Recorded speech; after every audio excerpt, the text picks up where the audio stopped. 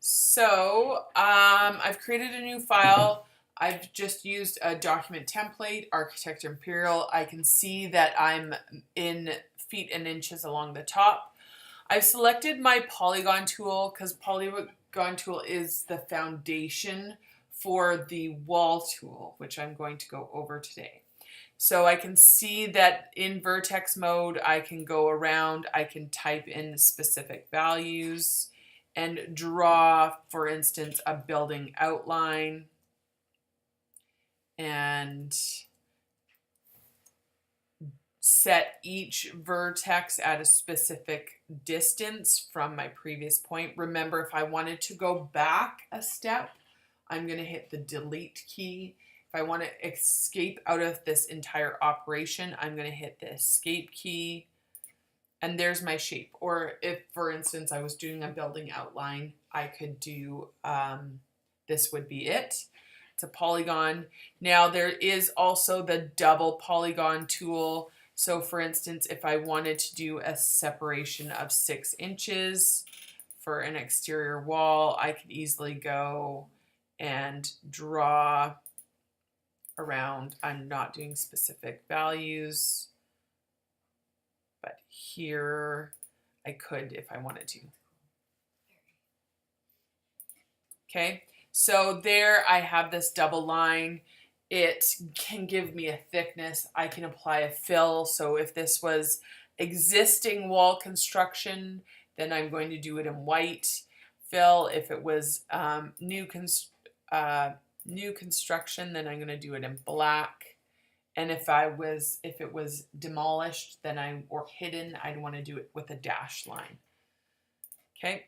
The thing with this is if I wanted to add any doors and windows, I'm going to have to modify this wall, cut out the spaces, and then draw a door or a window using my 2D tools like arcs and rectangles, okay? Thankfully, Vectorworks has tools for that, so I don't need to, it does all that for us. So I could go around and I could use my double line polygon, but we're not going to do that. And delete my shape. There is a wall tool. So we've been mainly focusing on our basic tool set up here. If I go down to my advanced tool sets, I can see there's a building shell menu. It's the little house. If I select that house, I can see that there's multiple menu options, multiple tools in that menu option. Right at the top is the wall tool.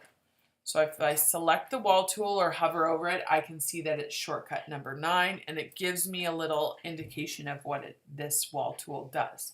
So this wall tool, it will draw walls in 2D, in 2 dimensions, in top plan view, and it will automatically be able to accept height values to also create a 3D object as well.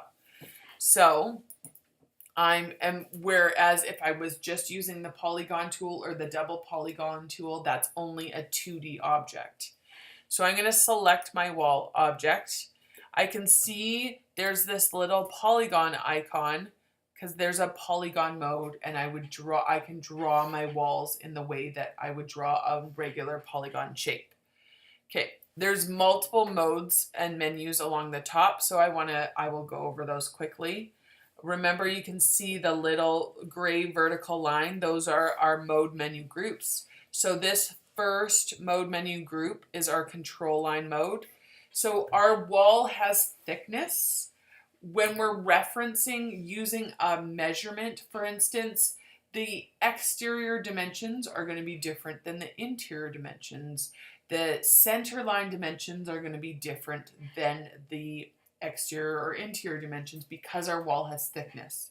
Okay, so in typing those values in and setting those reference points, I can do it in relation to the left side of my wall, the center of my wall, the right side of my wall, or a custom control line mode as well.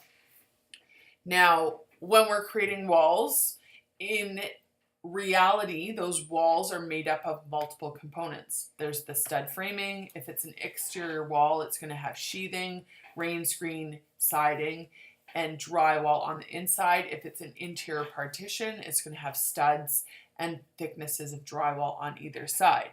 So Vectorworks has the option to create those wall styles with each of those components. So if what I can do, for instance, when we're drawing an exterior wall, we're going to measure to the outside of structure. Structure is going to be the sheathing, not the siding. Siding is a finish, so you can easily modify your siding without changing where that the siding can protrude into your setbacks, but your building can't, your structure. Okay, so when we're drawing our wall and setting our measurements, we want to actually do it in reference to the sheathing. So this is where we will do it. We can do the left side of the entire wall. We can do it the left side of the siding, the sheathing, the stud framing, because some practices will measure to the outside of the studs. Okay, so I can specify that within these two modes here. I can draw my walls as if I'm drawing a polygon, and I can go around and click each vertex, or I can also draw as in a rectangle mode and just draw my rectangles, and we can see that. There's my wall tool preferences. So every tool that has a wrench and a pencil, it's going to be our preferences, and we will get into that more. And then I can also see that there's a wall style with a drop-down menu. Currently, I'm using an unstyled wall, and this will bring me into my Vectorworks library options for my wall styles.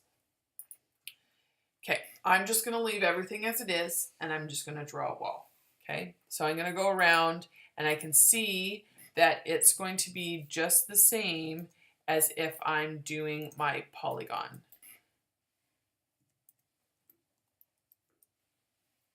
And it looks like I'm drawing a double line polygon, and in this case, this wall style is just going to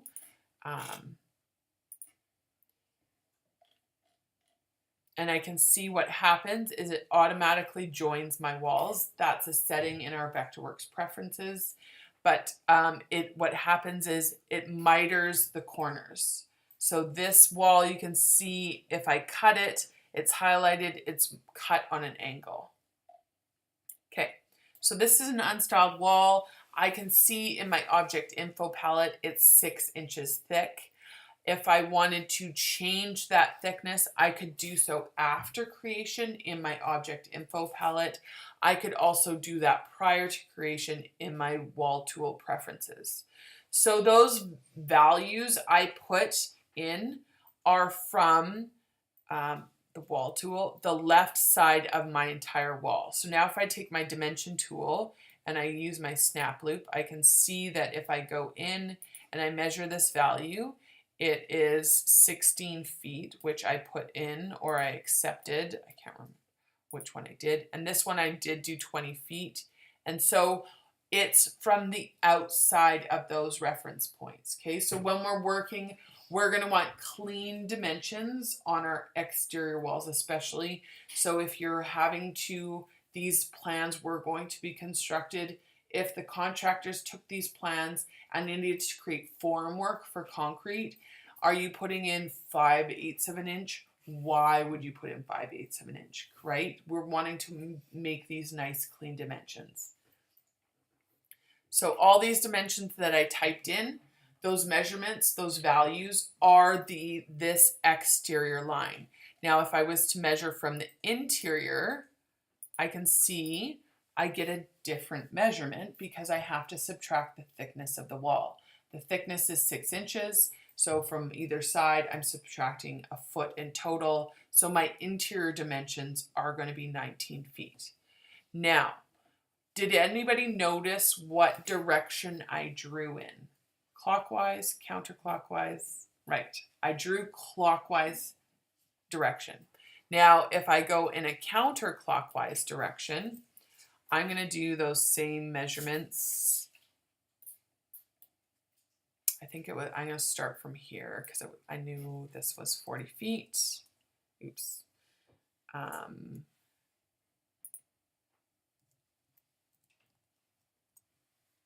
This was 20 feet. remember what this is. Oh yes, 14 feet, I think. This was 16 feet.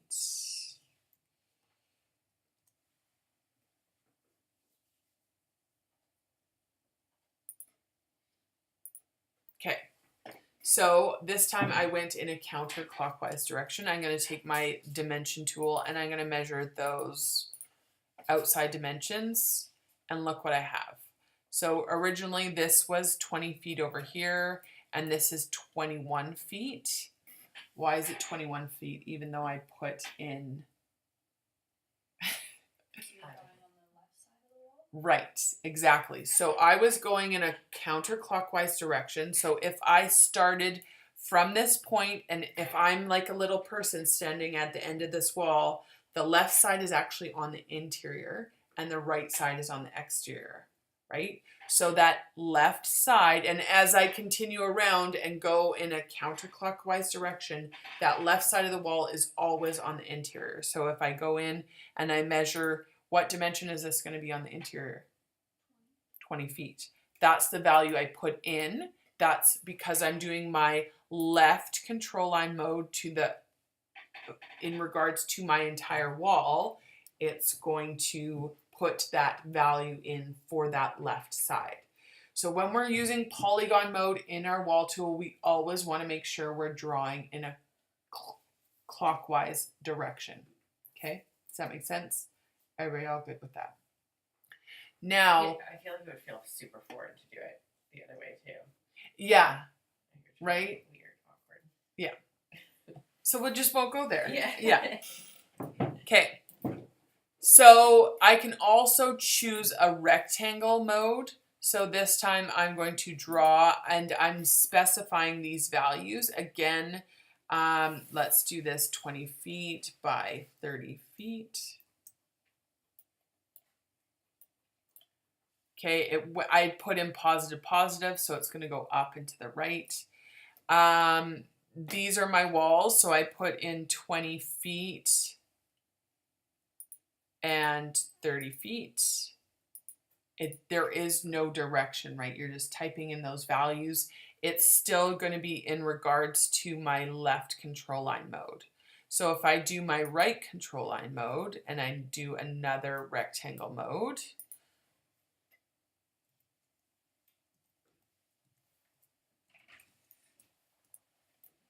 now my dimensions are going to be still the same, or for the interior, right? Because the right side is now on the interior when I draw this wall. So my interior dimensions are 20 feet and my exterior dimensions are going to be 21 feet. Okay, so I have to be aware there's multiple settings for this tool and I have to be aware how I've set things up. So if you typed in you're drawing your walls and you're not actually getting the dimensions that you want, make sure you check your settings and they're set accordingly. Okay, so this is all for a basic unstyled wall, okay? And right now, if I go into 3D view, I can see that these walls have a height. I didn't change anything. This wall style as it is, and all these settings automatically give it height.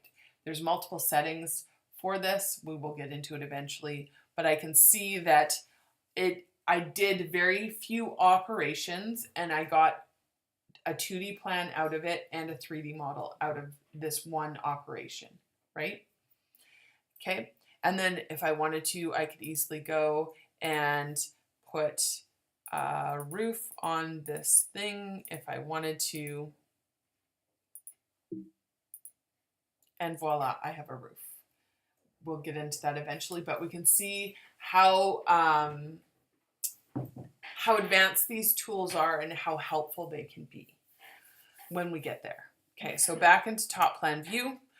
Now, if I want to move this wall, right? So I've used the wall tool to create this wall. I want to move this wall. I'm going to need to go back into my selection tool. I'm going to select X, which is my selection tool, and then I can grab this wall. It gives me object handles. I can modify the length if I want to.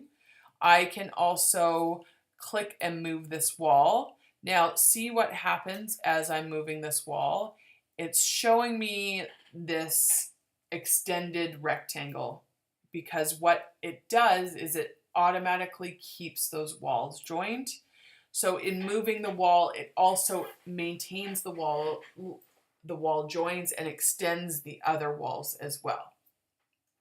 Now with that, that's this special button up here, the connected walls mode. So sometimes or most of the time, or a lot of the time, we're going to want to keep those walls connected and keep that wall join mode selected. I can also, what happens though, if for instance, I wanted to move all these walls, I selected all these walls. Now, if I try and move one, if I'm trying to move all of them at the same time, it's only going to allow me to move one because I have this connected walls mode selected. If I deselect this option, I can then move all these walls at once together like that. Now, with that deselected, if I just chose to move one wall now, I can see that it automatically just moves that wall and breaks those wall joins. Okay, so that is an option in the selection tool in regards to the walls and how they operate. Okay, so with this wall selected, also up in my object info palette, I can see there's a lot of information and how I can modify it after I've created. So I can modify my thickness because this is an unstyled wall. All these settings are available to modify. Once we get into styled walls, it's a bit more complicated. So if I apply class, design layer, whatever design layer I'm all on, here's my wall style, and I will elaborate more. This can be a standard wall or a curtain wall. Does everybody know what a curtain wall is? So our standard wall, if they're exterior walls, in platform framing, we build our walls and then we build a floor or a roof above it, and that creates a platform that we then build off of. Those exterior walls support the structure above. Whereas if we're doing, say, a concrete superstructure, they're going to have concrete columns with concrete slab on top. Then that supports all the loads above. The exterior walls, they don't need to be load bearing, so they can be like a curtain and be glass and just wrap and enclose the space. They're not structural or don't need to be. So that's an option. If I wanted to change the thickness of this and make it a 4-inch wall, I could do so there. My height, remember I showed how these walls automatically have height. I can do this here. So right now these walls are 10 feet high. There's more advanced settings when we get into layer elevations. We can also make our components, different parts of our walls, be different heights, and we can bind them or make them have a top bound of different components of floor systems even. So it can get quite complex. I'm just going to go over it right now, just kind of know it's here. If we wanted to cap our walls, so if I drew a wall, so remember to toggle between the modes, I'm using my O key. So if I just wanted to do a single wall to complete the operation, because it's a polygon tool, I'm going to double click. I can see that with this wall selected, I have two different object handles. Okay, so there's a little rectangle or cube, square, and a triangle, and just a square on the other end. Which end did I start from? The left. So this is my square and my triangle. So that's indicating the start of the wall. So if I've drawn walls and I don't know which side is left and which side is right, I can go and select this wall and I can see this is giving me that bit, that more information that I need. This is the start of wall, this is the end. Okay, so right now this wall is capped, that closes both ends, and I can see that under my object info palette it says cap, and right here it says both.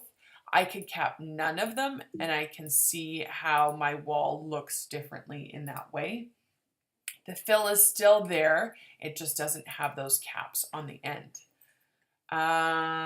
We won't get into that right now. Now, one thing to take note of is that here's those that my Cartesian coordinates and my polar coordinates, very similar to if I was drawing a line. So I can see that there's the 3 points of my line. Here's my Cartesian grid. Here's my polar grid. Now look at the length of this line. It's 22 feet 8. Because if I'm looking, these object handles are, let's select a joined wall. So here is my wall. If I look more closely, look at where these object handles are. They're at the miter where the wall is joined, right? So remember, I made this length of wall 20 feet on the I did this the opposite way.